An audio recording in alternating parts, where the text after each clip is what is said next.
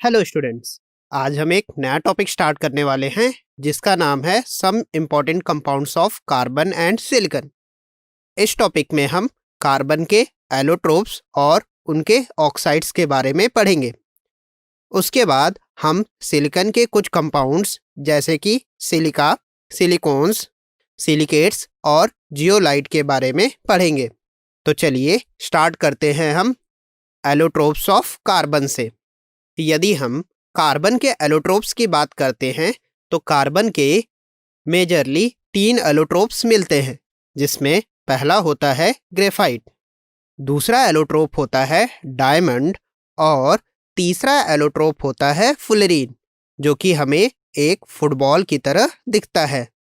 तो चलिए देखते हैं कि ग्रेफाइट में कार्बन एटम्स का अरेंजमेंट किस तरह से होता है। यदि हम ग्रेफाइट का स्ट्रक्चर देखें तो वह हमें कुछ इस तरह से मिलता है।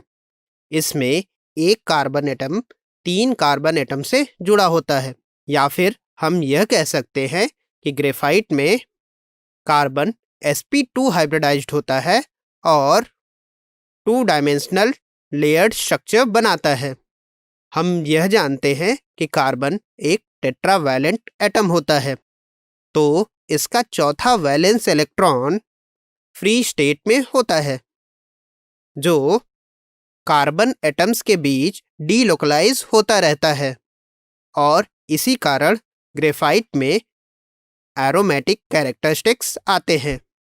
यदि हम ग्रेफाइट में किसी पर्टिकुलर लेयर में कार्बन कार्बन एटम के बीच बॉन्ड लेंथ की बात करते हैं तो वह होता है 142 पिकोमीटर्स। वहीं अगर हम किन्हीं 2 लेयर्स के बीच डिस्टेंस की बात करते हैं तो यह होता है 335 पिकोमीटर्स, और इन लेयर्स के बीच में वीक वंडरवॉल फोर्स लगते हैं, जिसके कारण ये लेयर्स एक दूसरे के ऊपर आसानी से स्लाइड कर सकते हैं, और इसी रीजन से हम इनको हैवी मशीनरीज में एज अ लुब्रिकेंट यूज़ करते हैं। इस स्ट्रक्चर को हम देखकर यह कह सकते हैं कि ग्रेफाइट एक क्रिस्टलाइन स्ट्रक्चर बनाता है, जो कि सॉफ्ट और डार्क ग्रेइश कलर का होता है। ग्रेफाइट में फ्री इलेक्ट्रॉन्स के प्रेजेंस के कारण ग्रेफाइट हीट और इलेक्ट्रिसिटी का बहुत अच्छा कंडक्टर होता है। ग्रेफाइट की डेंसिटी अप्रॉक्सीमेटली 2.5 ग्राम्स पर ml होती है, और ग्रेफाइट कार्बन का थर्मोडायनेमिकली मोस्ट स्टेबल फॉर्म होता है। इसीलिए हम कार्बन ग्रेफाइट को थर्मोडायनेमिक्स में कार्बन के रेफरेंस स्टेट के फॉर्म में कंसीडर करते हैं। चलिए अब हम बात करते हैं सेकेंड एलोट्रोप की, जो होता है डायमंड।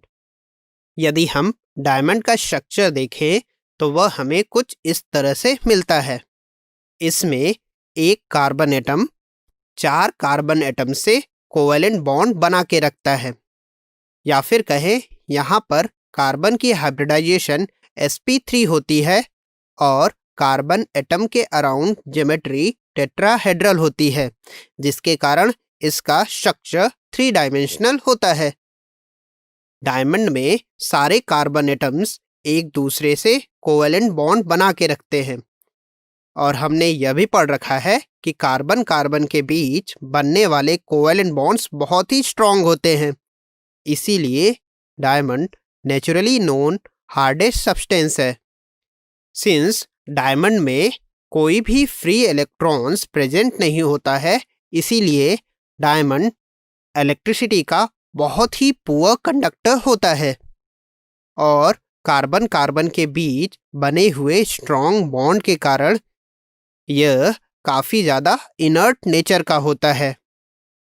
डायमंड के हार्ड नेचर के कारण हम डायमंड को अब्रेसिव की तरह यूज़ करते हैं, जिसकी हेल्प से हम हार्ड टूल्स को शार्पन और कट करते हैं। चलिए अब हम बात करते हैं कार्बन के तीसरे एलोट्रोप की, जो कि होता है फ्लोरीन।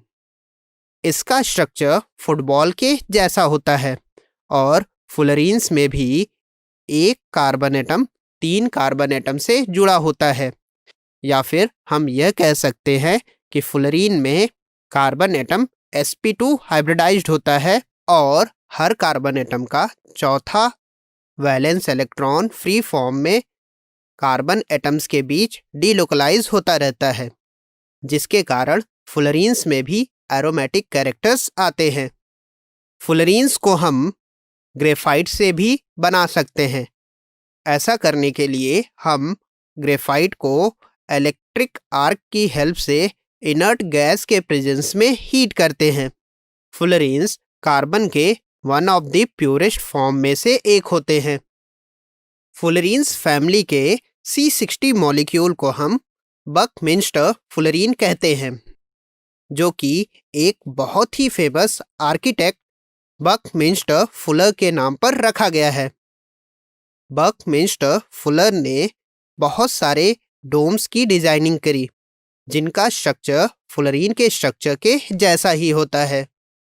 यदि हम C60 मॉलिक्यूल में देखें तो C60 मॉलिक्यूल्स में 12 5 मेंबर की रिंग्स होती है, जो कि 6 मेंबर्स की रिंग से सराउंडेड होती है, और इस मॉलिक्यूल में 6 मेंबर्स रिंग टोटल 20 होती हैं। और हमने अभी बात करी कि कार्बन एटम का चौथा वैलेंस इलेक्ट्रॉन डीलोकलाइज होता रहता है, जिसके कारण फुलरीन्स में एरोमेटिक कैरेक्टर्स आते हैं। चलिए अब हम बात कर लेते हैं कोल की। कोल कार्बन का क्रूड फॉर्म होता है, या फिर कहें कार्बन को हम कोल के फॉर्म में अर्थ सरफेस से एक्सट्रैक्ट करते हैं।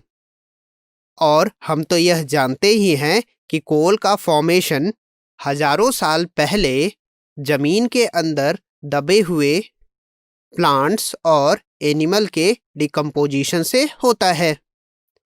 कोल एक कार्बन का इम्प्योर फॉर्म होता है, जिसमें बहुत सारी वोलेटाइल और नॉन वोलेटाइल इम्प्योरिटीज प्रेजेंट होती हैं। कोल में कार्बन के परसेंटेज के बेसिस पर हम कोल को 4 मेजर कैटेगरीज में डिवाइड करते हैं, जिसमें पहली कैटेगरी होती है पीट।